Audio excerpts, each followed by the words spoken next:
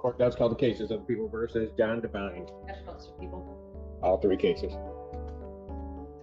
This is Public Defender Natalie Pate with and on behalf of Mr. Devine, who is approaching. State your name for the record, sir. John Patrick Devine. Thank you, Your Honor. As to all three cases, I'm requesting an adjournment. We did receive the discovery in the most recent case yesterday, but I still need to review it and then review it with Mr. Devine. Okay. And I'm also asking, to address bond when appropriate.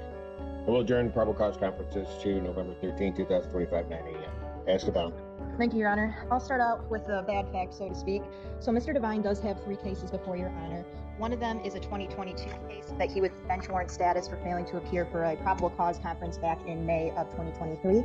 I asked my client, frankly, why he missed court that day, and he advises that he does have a traumatic brain injury, and frankly, he forgot about court. I asked him moving forward if he was released, how he would get back to court, and he advised me that he had a case manager through Michigan Ability Partners. I was personally able to speak directly to his case manager, her name's Wonder, who advises that she does work with Mr. Devine, and then she also mentioned that she's had no problems with him and he's a nice guy, which of course didn't surprise me, but she also advises me that not only can she work with him to remind him of his court dates, she can also arrange rides for him to get here to court. She also advises that through this MAP Ability Partners, he does receive a housing voucher that covers his full housing and utilities. He does stay at an apartment, I won't say out loud, in Ypsilanti, that the court should have the address. He resides there by himself. His case manager, Wonder, also stated to me that she has been discussing and working with him about getting an application in for him to get SSI. So that being said, I do believe he has a good support system in place to get him back to court. Two of the cases are possession related, and he does understand that if released, he would likely be ordered to drug tests, and there's no issue with that.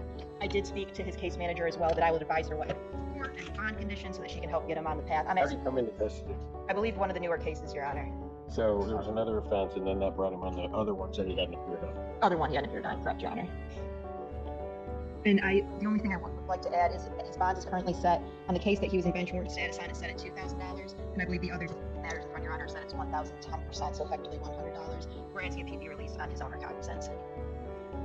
I don't need a response, given that he was picked up on new charges. I get the circumstance that he's in, but he's picked up on new charges that brought him to the old charge. The court's going to decline it this time to reduce his bond. So it's fine. Thank you, Your Honor.